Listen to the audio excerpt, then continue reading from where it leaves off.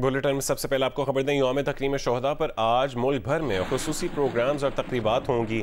मरकजी तकरीब GHQ रावलपिंडी में यादगार शोहदा पर होगी। Army chief general Asim Munir तकरीब के मेहमान खुसूसी होंगे। ISPR ने कहा है कि शोहदा की लाजवाल कुर्बानियाँ मजरूह करने की इजाज़त नहीं दी जा सकती। शोहदा हमारा फ़ख्र थे, हैं और हमेशा रहेंगे। आज पूरी कौम के लिए हर शहीद को खराज अक़ीदत पेश करने का दिन है। पाकिस्तानी कौम शोहदा और उनके काबिल फ़ख्र ख़ानदानों की मक़रूज़ रहेगी। पाकिस्तान के दुश्मनों के प्रोपेगेंडे से क़तई नज़र इन कुर्बानियों को कभी फरामोश नहीं किया जाएगा। वज़ीर आज़म शहबाज शरीफ ने कहा है कि 9 मई को रेड लाइन क्रॉस करने वाले शरपसंदों को मुआफ़ी नहीं मिलेगी। इमरान नियाज़ी ने अपने कारकुनों को शरपसंदी की तरबियत दी। हमले करने वालों, मनसूबा साजों और सहूलतकारों को कानून के कटहरे में लाया जाएगा। कोई सिफारिश कबूल नहीं की जाएगी। इन ख्यालात का इजहार उन्होंने अज़मत शोहदा कन्वेंशन से खिताब में किया। 9 मई को शहीदों की और गाजियों की बेहुरमती, 9 मई को फौजी तंसीबात पर हमला, 9 मई को रेडियो पाकिस्तान पेशावर में हमला, ये नाकाबिल बर्दाश्त है।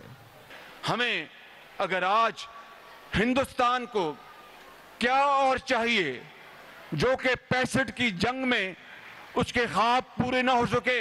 9 मई को उन दहशतगर्दों ने और जत्थों ने वो ख्वाब पूरा करने में कोई कसर नहीं छोड़ी। लिहाजा ये हमारा फैसला है, ये कौम का फैसला है कि कानून और आइन के मुताबिक इन तमाम जत्थे वालों को, चाहे वो मंसूबा बंदी में शामिल थे, चाहे वो उकसाने में शामिल थे, चाहे वो हमला करने में शामिल थे, किसी से कोई रियायत नहीं बरती जाएगी। किसी बेगुनाह को कतन कोई नुकसान नहीं पहुंचेगा और जो कसूरवार हैं उनको किसी सूरत भी उनको माफ़ी नहीं मिलेगी। आइन और कानून अपना रास्ता लेगा। मैं भी कहूंगा तो इस बारे में कोई सिफारिश नहीं मानी जाएगी। और मैं आपको ईमानदारी से कहता हूं, क्योंकि ये लाइन क्रॉस की गई है। वज़ीर ख़ारजा बिलावल भुट्टो का कहना है कि हम इमरान खान के दौर इक़्तिदार की तरह सियासी इंतकामी कार्रवाइयाँ नहीं करना चाहते थे। 9 मई के पुरतशद्दुद एहतजाज ने सूरत हाल बदल दी। रियासत पर हमला सुर्ख लकीर थी जिसे अबूर किया गया। अब कानून अपना रास्ता इख्तियार करेगा और अब अगर बातचीत की सूरत बनती है तो फिर PTI के अंदर अस्करियत पसंद क़ुव्वतों से नहीं बल्कि PTI की सियासी क़ुव्वतों से ही बातचीत होगी। तहरीक इंसाफ के रहनुमा असद उमर ने पार्टी क़यादत की जिम्मेदारियों से इस्तीफ़ा दे दिया है। इस्लामाबाद में प्रेस कॉन्फ्रेंस में कहा है कि बहैसियत सेक्रेटरी जनरल और कोर कमेटी मेंबर खुलकर राय का इजहार नहीं कर सकते। बोले 9 मई के वाक़यात की तहक़ीक़ात होनी चाहिए और बेगुनाह शहरियों को रिहा किया जाना चाहिए। PTI के सीनियर नायब सदर फवाद चौधरी ने इमरान खान को छोड़ दिया। तहरीक इंसाफ से निकल गए और पार्टी की बुनियादी रुकनीत से इस्तीफ़ा ले दिया। सियासत से ब्रेक ले ली है। 9 मई के वाक़यात की गैर मशरूत मज़म्मत की। फवाद चौधरी का नाम पहले पहल तब सामने आया जब उनके चचा इफ्तिखार हुसैन चौधरी लाहौर हाई कोर्ट के चीफ जस्टिस थे। PTI के सीनियर रहनुमा हामिद खान ने उन दिनों उन पर लाहौर हाई कोर्ट के मामलात में मुदाखलत का भी इल्ज़ाम लगाया। सन 2008 के बाद फवाद चौधरी परवेज़ मुशर्रफ की ऑल पाकिस्तान मुस्लिम लीग के रुकन बने। इस दौरान वो परवेज़ मुशर्रफ के तर्जुमान भी रहे। मार्च 2012 में वो ऑल पाकिस्तान मुस्लिम लीग से मुस्ताफ़ी होकर पीपल्स पार्टी में शामिल हो गए। उन्हें वज़ीर आज़म यूसुफ रज़ा गिलानी का मुआविन खुसूसी बराए इत्तलात और सियासी उमूर मुकर्रर किया गया। परवेज़ अशरफ वज़ीर आज़म बने तो फवाद चौधरी का ओहदा बरकरार रखा गया। वो कुछ रोज़ मुस्लिम लीग काफ में भी रहे। 2013 के इलेक्शन के बाद वो बिलावल भुट्टो के तर्जुमान भी रहे। इस दौरान उन्होंने TV पर सियासी प्रोग्राम भी किया और वो PTI के शदीद नाकिद रहे। एक TV शो में उनकी मौजूदा सदर आरिफ अलवी से भी झड़प हुई। जेहलम में मुस्लिम लीग नून के रुकने कौमी असम्बली नवाबजादा इकबाल मेहदी का 25 मई 2016 को इंतकाल हो गया तो उनकी नशिस्त पर ज़िमनी इंतखाब में हिस्सा लेने के लिए फवाद चौधरी PTI में शामिल हो गए। इस ज़िमनी इलेक्शन में तो उन्हें शिकस्त हुई, लेकिन 2018 में वो जेहलम से इलेक्शन जीतकर वज़ीर इत्तलात मुकर्रर किए गए। पंजाब की वजारत आला पर भी उनकी नज़र रही। उन्होंने सूबाई असम्बली की नशिस्त भी जीती थी, जो इमरान खान की हिदायत पर उन्हें छोड़नी पड़ी। एक मौके पर उन्हें वजारत इत्तलात से हटाकर साइंस और टेक्नोलॉजी की वजारत दी गई। उन दिनों उन्होंने पंजाब के वज़ीर आला उस्मान बुज़दार की कारकर्दगी पर तनकीद भी की। उन्हें दोबारा वजारत इत्तलात मिली तो इमरान खान और अपनी हुकूमत का बढ़ चढ़ कर दिफा किया। हुकूमत के खिलाफ तहरीक अदम एतमाद के दिनों में फ़रोग़ नसीम के इस्तीफ़े के बाद उन्हें वजारत कानून भी दी गई तो ये फवाद चौधरी ही थे जिन्होंने तहरीक अदम एतमाद मुस्तरद करने की करारदाद पेश की, जिसे डिप्टी स्पीकर कासिम सूरी ने फिलफौर मंजूर भी कर लिया। सुप्रीम कोर्ट ने इस इक़दाम को गैर आइनी करार दे दिया। हुकूमत जाने के बाद फवाद चौधरी को एक मरतबा पहले भी गिरफ्तार किया गया। 9 मई के वाक़यात के बाद उन्हें अदालत के बाहर से गिरफ्तार किया गया। रिहाई के बाद उन्हें अपनी गिरफ्तारी का खदशा हुआ तो उन्होंने अदालत के अंदर की जानिब दौड़ लगा दी और उनकी ये दौड़ भी सोशल मीडिया पर बहुत मशहूर हुई। ओन चौधरी का कहना है कि जहांगीर तरीन PTI के अंदर अपने दोस्तों से राबते में है। अगले 2-3 दिनों में अच्छी खबरें मिलेंगी। वज़ीर आज़म के मुशीर ओन चौधरी ने जियो न्यूज़ के प्रोग्राम आज शाहज़ेब खानज़ादा के साथ में गुफ्तगू करते हुए कहा कि जहांगीर तरीन, अलीम खान और पुराने दोस्तों ने पार्टी के लिए बहुत मेहनत की थी, लेकिन हमारे नौजवानों को गलत राह पर डाल दिया गया। इतलात है कि जहांगीर तरीन साहब की तरफ से भी एक बड़ा धमाका हो सकता है और उनसे लोगों की मुलाकात भी हुई है और एक बड़ी अनाउंसमेंट वो करने जा रहे हैं। हम सब ने मिलकर इस पार्टी के लिए बहुत मेहनत की थी, स्पेशली तरीन साहब ने, अलीम खान साहब ने, पुराने दोस्तों ने। वो दिल बर्दाश्ता हुए, उनको पता चला कि पार्टी का मौक़िफ़ किस तरफ तब्दील हो गया है, जो हमारी यूथ को मिसगाइड किया गया, जो हमारे नौजवानों को पॉइजन किया गया। जो तरीन ग्रुप भी जो बना था ये उन्हीं लोगों का था जिनको तरीन साहब लेके आए थे, एक एक को करके अपनी कमिटमेंट के साथ पार्टी में लेके आए और वो कहते थे कि तरीन साहब हम आपकी कमिटमेंट में इस पार्टी में आ रहे हैं। उनका बहुत सारे दोस्तों से राब्ता है, लोग बहुत अफसुर्दा हैं, डिसीजन ले चुके हैं कि अब उन्होंने मजीद तहरीक इंसाफ का हिस्सा नहीं रहना और तरीन साहब के साथ उनके राब्ते हैं और बस अगले 2-3 दिन में आपको बहुत अच्छी और एक्साइटिंग खबरें मिलेंगी। मैं आपको ये कह सकता हूँ, अगर हमें इनके घरों में भी जाना पड़ा है इनकी मिन्नत समाजत के लिए, क्योंकि ये इन लोगों ने बड़े दिलो जान से पार्टी के लिए मेहनत की है। आप अलीम खान साहब देखें, वो इतने मायूस हो गए कि वो सियासत को किनारा कशी कर गए। आमिर कियानी सियासत से किनारा कशी कर गए, जो 25 साल पुराना दोस्त है इमरान खान साहब का। आमिर कियानी साहब का मेरा एक बड़ा इज्जत और एहतराम का रिश्ता है, तरीन साहब से उनका अच्छा ताल्लुक है।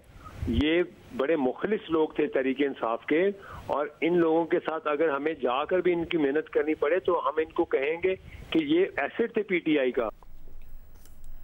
तहरीक इंसाफ के रहनुमा अहमद अवैस एडवोकेट ने कहा है कि अलकादर ट्रस्ट केस में इमरान खान को अदालत में पेश होना चाहिए और हर इल्ज़ाम का सामना करना चाहिए।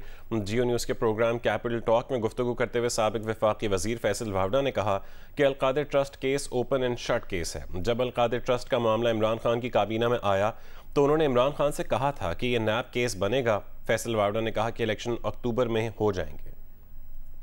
अलकादर ट्रस्ट का जो केस है 190 मिलियन पाउंड की करप्शन का इल्ज़ाम लगाया जा रहा है, तो इमरान खान साहब को इस केस में अदालत में आके अपने खिलाफ हर किस्म के इल्ज़ाम का सामना करना चाहिए। बिल्कुल करना चाहिए, बिल्कुल करना चाहिए और फेयर ट्रायल की सूरत के अंदर बिल्कुल करना चाहिए। कोई इसमें ऐसी बात नहीं है sir, open and shut case है ये, ओपन एंड शट केस, इसमें कोई दो राय नहीं होनी चाहिए। और मैंने तो काबीना के अंदर जिस वक्त ये आया था, मैं वजीर था, मैंने खान साहब से कहा था कि सर ये नैब का केस बनेगा। ये जो PDM की हुकूमत है उसके लिए कोई खतरा नहीं है, तो फिर अक्टूबर में इलेक्शन तो हो जाना चाहिए। मुझे लगता है हो जाएगा। 9 मई के वाक़यात पर इप्सॉस पाकिस्तान की जानिब से किए गए सर्वे में पाकिस्तानी अवाम की अक्सरियत ने पुरतशद्दुद वाक़यात की शदीद मज़म्मत की और हुकूमत से मुलव्वस मुल्ज़िमान के खिलाफ सख्त कार्रवाई का मुतालबा किया है। इस नए सर्वे पे क्या है मज़ीद इस रिपोर्ट में देखिए।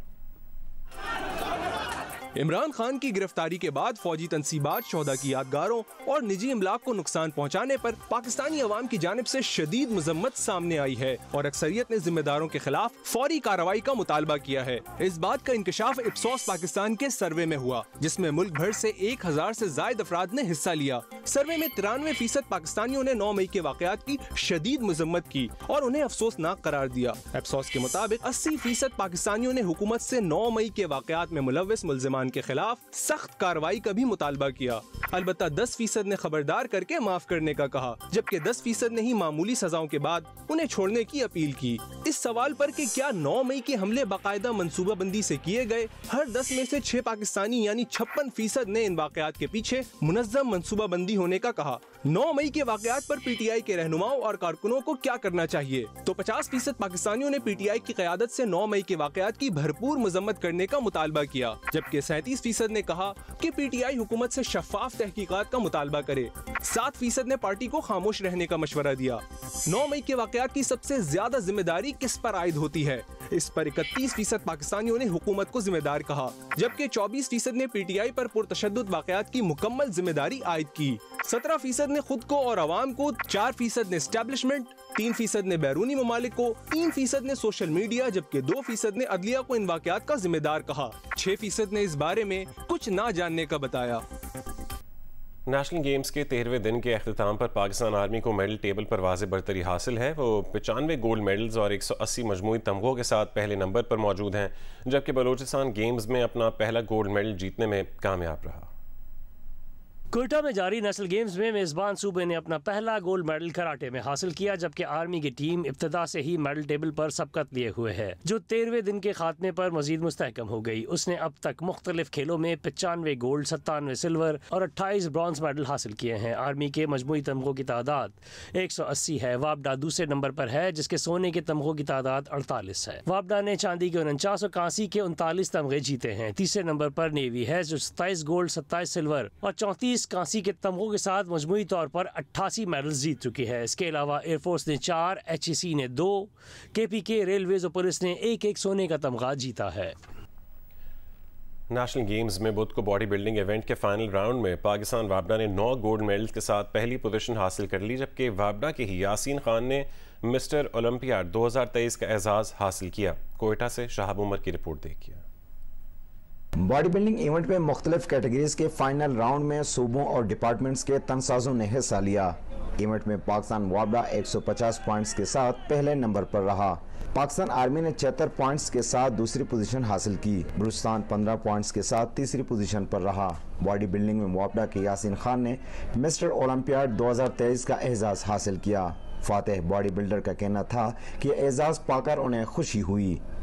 एक दफ़ा 2019 में जीता था, मर्दान में, पेशावर में हुआ था, और आज क्वेटा में अल्लाह ताला ने मुझे बहुत इज़्ज़त दी है और मैं सब जजेस का और सारे दोस्तों का बहुत शुक्रगुजार हूँ, और ख़ासकर क्वेटा वालों का। इन लोगों ने मेरे साथ बहुत प्यार दिया है, हमें बहुत खुशी हमें इधर आके मिली है, और ये खुशी इंशाल्लाह मैं सारी उम्र नहीं भूलूँगा। बॉडी बिल्डिंग इवेंट में मिस्टर पाकिस्तान और मिस्टर एशिया समेत कौमी और बैनुल अक़वामी सतह पर मुल्क की नुमाइंदगी करने वाले एवार्ड याफ्ता तनसाजों ने भी हिस्सा लिया और तनसाजी के खूब जोहर दिखाए। बॉडी बिल्डिंग एसोसिएशन के अहदेदारों ने इवेंट के कामयाब इनेकाद को सराहा और इसे सूबे में बॉडी बिल्डिंग की तरक्की और तरवीज के लिए अहम करार दिया। फेमस बॉडी बिल्डिंग है और यहाँ पर ऑडियंस और जितनी प्रमोशन मिलेगी ना बॉडी बिल्डिंग को, यहाँ पर खिलाड़ियों के आने से और तमाम गेम जितने खिलाड़ी यहाँ पर आए हैं, तो ये मैं समझता हूँ कि हम सब के लिए इंतहाई खुशाइन और बलूचिस्तान के लिए फ़ख्र है कि यहाँ पर आज पूरे पाकिस्तान से 7,000 से ज़्यादा खिलाड़ी यहाँ पर शिरकत करने के लिए आए। मैं बलूचिस्तान के तमाम जो हमारी मेज़बानी की है, तमाम लोगों के जो हमारी टीम में है, जो हमारे चीफ ऑर्गेनाइज़र है, जो ऑर्गेनाइज़र है बलूचिस्तान के, सबके तहे दिल से DIG साहब का तहे दिल से शुक्रिया अदा करता हूँ। स्पोर्ट्स मिनिस्टर साहब का बहुत पुरजोश प्रोग्राम रहा, बहुत ज़बरदस्त, और ये 19 साल बाद ये इवेंट हुए हैं अल्हम्दुलिल्लाह। और बहुत लॉ एंड ऑर्डर की भी सिचुएशन बहुत बेहतरीन, बहुत टाइट सिचुएशन थी लॉ एंड ऑर्डर की, हर तरीके से अल्हम्दुलिल्लाह बहुत खुशअस्लूबी से हुए मुकाबले। बॉडी बिल्डिंग मुकाबलों में पाकिस्तान वापडा ने 9 गोल्ड, 4 सिल्वर, 4 ब्रॉन्ज मेडल हासिल किए। पाकिस्तान आर्मी ने 1 गोल्ड, 5 सिल्वर और 2 ब्रॉन्ज मेडल जीते। बलूचिस्तान ने 1 सिल्वर मेडल हासिल किया। HEC ने 2 और KP और पंजाब ने 1-1 ब्रॉन्ज मेडल हासिल किया। कैमरामैन एहसन रसूल के साथ शहाब उमर, जियो न्यूज़, क्वेटा। सिंध के कच्चे के इलाके से डाकुओं के खात्मे के लिए पुलिस ऑपरेशन कर रही है। रोहंती के मकाम से डाकुओं को पीछे हटाने के लिए पुलिस चौकियां कायम की गई हैं। तफसीलात बताएंगे जियो न्यूज़ के नुमाइंदे काशिफ मुश्ताक। आज बिल्कुल डिस्ट्रिक्ट गोटकी कच्चे के इलाके में इस वक्त मौजूद हैं पुलिस चेक पोस्ट बाया 4 पर, और पुलिस की भारी नफरी यहाँ तैनात की गई है। बहुत चंद कदमों पर जो है वो कच्चे के डाकू मौजूद हैं। 1 किलोमीटर से भी कम फासला जो है वो पुलिस की जानिब से बताया जाता है कि डाकू मौजूद हैं, और पुलिस की जानिब से इनके लिए घेरा जो है वो तंग किया जा रहा है। मेरे कैमरामैन अदनान हैदर मेरे साथ मौजूद हैं, उनसे कहूँगा ज़रा आगे की जानिब आएँ। आप 1 किलोमीटर दूर जो ये दरख्त देख रहे हैं, तमाम तर डाकुओं की गोठें यहाँ आबाद हैं। मकामी डाकू हैं यहाँ के, जो पुलिस पर हमले करते हैं, किडनैपिंग फॉर रैंसम करते हैं और दीगर मुख्तलिफ जराइम में मुलव्विस हैं। इन डाकुओं के खिलाफ पुलिस की जानिब से वक्तन ऑपरेशन किया जा रहा है। इस ऑपरेशन को अगले मरहले में दाखिल भी किया जा रहा है। IG सिंध की जानिब से बड़े सख्त अहकामात जो है वो जारी किए गए हैं। DIG सक्कर से हमारी बात हुई, SSP गोटकी से हमारी बात हुई, उनकी जानिब से बताया गया है कि कोशिश ये की जा रही है कि अब ये बाया 4 तक पहुँच चुके हैं, लेकिन इससे भी आगे जो है वो पुलिस की जो रेट है वो कायम की जाए और पुलिस की नफरी आगे जो है वो मूव की जाए। लेकिन चूंकि डाकू जो मकामी यहाँ अफराद हैं उनके साथ मिले हुए हैं, तो आगे पुलिस के लिए जाना जो है वो मुश्किल दिखाई देता है। इस हवाले से पुलिस की जानिब से कोशिशें की जाती हैं कि डाकुओं के जो घर हैं उन्हें जो है वो फिलफौर तबाह किया जाए और उसके बाद यहाँ इस मकाम से आगे जाया जा सके। जी, कराची में करंगी अवामी कॉलोनी में पुलिस ने बड़ी कार्रवाई की है। ठट्ठा के पोल्ट्री फार्म से मुर्दा मुर्गियां खरीद कर शहर में सप्लाई करने वाले गिरोह के 3 मुलजमान को 1000 मुर्दा मुर्गियों समेत गिरफ्तार कर लिया गया, जबकि गिरोह के सरबरा समेत 2 मुलजमान फरार हो गए। रिपोर्ट करेंगे कमर अली मस्तोई।